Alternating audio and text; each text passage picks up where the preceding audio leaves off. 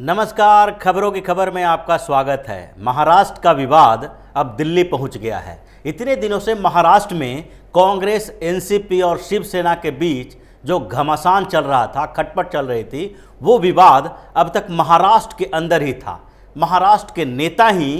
इन विवादों का समाधान कर लेते थे, लेकिन एनसीपी प्रमुख शरद पवार के कारण अब ये विवाद दिल्ली तक पहुंच गया है और कांग्रेस आला कमान अब इसमें विवादों के समाधान की कोशिश में लग गए हैं। कांग्रेस के पूर्व अध्यक्ष राहुल गांधी को अब शरद पवार से खतरा होने लगा है। जिस तरह से पिछले एक महीने से शरद पवार ने एक कांग्रेस को तोड़ने की, कांग्रेस को कमजोर करने की और उसके साथ साथ राहुल गांधी को पीछे धकेलने की कोशिश की है, उसके बाद अब कांग्रेस के अंदर खलबली मच गई है। जिस तरह से पवार ने एक तो मराठा कार्ड खेला और दूसरे तरफ अपनी पुरानी बातों को विपक्षी पार्टियों के पास रख रख के एक तरह से अपने लिए एक नया प्लेटफॉर्म तलाश करना शुरू कर दिया है। इसके कारण अब कांग्रेस इस पर विचार करने लगी है कि क्या एनसीपी और शिवसेना का साथ देना चाहिए या फिर महाराष्ट्र में जो सरकार चल रही है उसी से शरद पवार को इतनी हिम्मत मिल गई है कि अब वो कांग्रेस और खास करके नेहरू गांधी परिवार के खिलाफ कॉन्स्पिरेसी करने लगे हैं। ये वही शरद पवार हैं जो पहले भी कांग्रेस में थे और कांग्रेस में रहते हुए जो नेहरू गांधी परिवार के खिलाफ आवाज़ उठाई थी और बाद में अपनी पार्टी बनाए, वो फिर से सक्रिय हो गए हैं। और सबसे पहले उन्होंने राहुल गांधी की क्षमता के ऊपर सवाल उठाया, फिर कांग्रेस को कमज़ोर बताया और अब यूपीए के चेयरपर्सन बनने की कवायद के साथ साथ वो प्रधानमंत्री का दावेदार बनने की कोशिश में लग गए हैं। जिस तरह से एनसीपी के अंदर से जो आवाज़ें उठ रही है, जो बात सामने आ रही है और उसके साथ साथ शिवसेना एनसीपी प्रमुख शरद पवार के पीछे पीछे चल रही है और महाराष्ट्र कांग्रेस के कुछ नेताओं ने भी जिस तरह से शरद पवार का समर्थन किया है, उससे तो यही लगता है कि पवार ये प्लानिंग जो बना रहे थे वो पहले से ही बना रहे थे और अब ये पटल पर आने वाला है। जो पिछले दिनों से शुरू हुआ था और शरद पवार ने सबसे पहले राहुल गांधी की क्षमता के ऊपर सवाल उठाया, उनको योग्य उम्मीदवार कांग्रेस के अध्यक्षता के लिए नहीं बताया और उसके साथ साथ विपक्ष को साथ में लेकर चलने की राहुल गांधी की क्षमता के ऊपर भी उन्होंने एक प्रश्न चिन्ह खड़ा कर दिया। उसके बाद से ही कांग्रेस और एनसीपी के बीच खटपट शुरू हो गई थी। लेकिन उस समय तक ये लग नहीं रहा था कि शरद पवार इतना बड़ा गेम करने वाले हैं। इसलिए कांग्रेस के जो महाराष्ट्र के नेता हैं, उन्होंने ही एनसीपी और शिवसेना को एक चेतावनी जारी की थी। यशोमती ठाकुर जो वर्किंग प्रेसिडेंट हैं महाराष्ट्र कांग्रेस के, और उसके बाद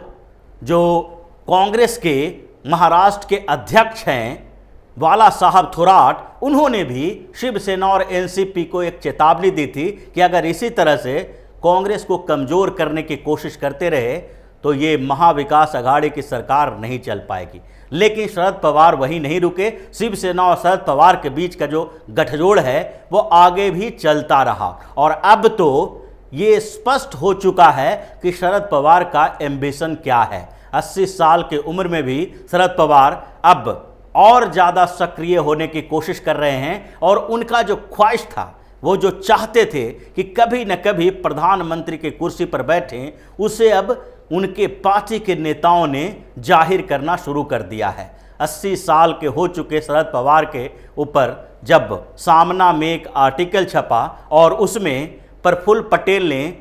शरद पवार की पूरी क्षमताओं का आकलन किया और कांग्रेस ने किस तरह से पवार के साथ बार बार धोखा किया है इसका जिक्र किया, तो उसके बाद स्थितियां धीरे धीरे साफ होने लगी। प्रफुल्ल पटेल ने सबसे पहले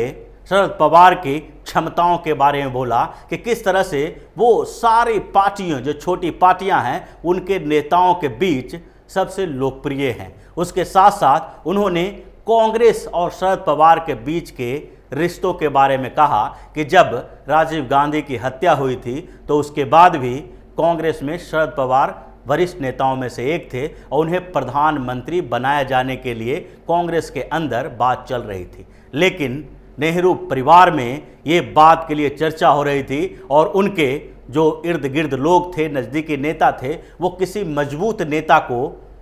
प्रधानमंत्री के पद पर या कांग्रेस अध्यक्ष बनाने के लिए तैयार नहीं थे और इसलिए उस बार भी पवार को कांग्रेस में ये महत्वपूर्ण पद नहीं मिल सका। नरसिम्हा राव को लाया गया लेकिन पवार को पीछे धकेल दिया गया। उसके बाद दूसरे मौके की बात भी उन्होंने की जब संयुक्त मोर्चा की सरकार बनी थी और उस समय कांग्रेस बाहर से समर्थन दे रही थी। उस समय भी जब देवगौड़ा प्रधानमंत्री बने थे तो कांग्रेस की तरफ से ये ऑफर जाना चाहिए था।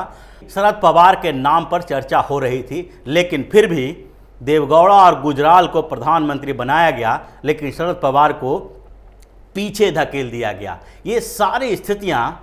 उन्होंने सामने रखी और उसके बाद आगे की प्लान की बात की। जब उम्र की बात हुई तो उन्होंने कहा कि जिस तरह से पहले कुछ समय से इनके साथ अन्याय किया गया है उसके बावजूद अभी भी शरद पवार इतने सक्रिय हैं कि आगे भी सारी विपक्षी पार्टियों का नेतृत्व कर सकते हैं। उम्र कोई मायने नहीं रखता है। और ये बात शिवसेना के एक नेता संजय राउत ने कही। शिवसेना के जो सांसद संजय राउत हैं वो उद्धव ठाकरे के बहुत करीबी माने जाते हैं और इसलिए जिस तरह से पिछले एक सप्ताह से वो शरद पवार को बार बार समर्थन दे रहे हैं, पहले यूपीए के चेयरपर्सन के तौर पर स्थापित करने के लिए और अब विपक्षी एकता के नाम पर उन्हें प्रधानमंत्री का कैंडिडेट घोषित करने के लिए जिस तरह से बार बार समर्थन दे रहे हैं, उससे तो यही लगता है कि शरद पवार की पार्टी एनसीपी और शिवसेना दोनों एक हो गई है और कांग्रेस को किसी न किसी तरह से महाराष्ट्र में कमज़ोर करने और उसे तोड़ने की कोशिश में लगी हुई है। क्योंकि जो स्थितियां इस बीच बदली है उसमें कांग्रेस के एक वरिष्ठ नेता ने भी शरद पवार के नाम पर मुहर लगा दी है और वो नेता हैं पूर्व केंद्रीय गृह मंत्री सुशील कुमार शिंदे, जो कांग्रेस के वरिष्ठ नेता हैं। और उन्होंने भी कहा कि अगर कांग्रेस और दूसरे पार्टियां जो यूपीए के चेयरपर्सन के तौर पर सोनिया गांधी के बाद पवार के नाम को आगे बढ़ाती है तो उन्हें खुशी होगी। यानी शरद पवार को यूपीए का चेयरपर्सन बनाया जाना चाहिए और इसलिए ये बातें चल रही है क्योंकि यूपीए का चेयरपर्सन होने का मतलब है कि विपक्षी पार्टियां सब मिलकर ये तय करेगी कि प्रधानमंत्री का कैंडिडेट विपक्ष का कौन होगा और प्रधानमंत्री के कैंडिडेट की जब बात होगी तो उसमें शरद पवार राहुल गांधी को पीछे छोड़ देंगे और इसीलिए उन्होंने कुछ समय से बार बार राहुल गांधी के नाम का जिक्र किया और उनकी क्षमताओं पर सवाल उठाए ताकि अभी कांग्रेस के अंदर जो एकमात्र लीडर हैं राहुल गांधी, उनको अगर कमज़ोर साबित कर दिया जाएगा तो कांग्रेस के बाहर किसी व्यक्ति के बारे में चर्चा शुरू हो जाएगी और आगे जो लोकसभा का चुनाव होगा उसमें ये तय करना होगा कि विपक्ष की सभी पार्टियां प्रधानमंत्री का उम्मीदवार किसे बनाती है। हालांकि कांग्रेस की बात अलग है, अगर कांग्रेस चाहे तो अपना प्रधानमंत्री का उम्मीदवार बना सकते हैं राहुल गांधी को, लेकिन अगर सारी विपक्षी पार्टियां एक सुर में अगर शरद पवार का नाम आगे बढ़ाती है तो कांग्रेस में भी विद्रोह होगा और कांग्रेस के कई नेता जो अभी भी राहुल गांधी से खुश नहीं हैं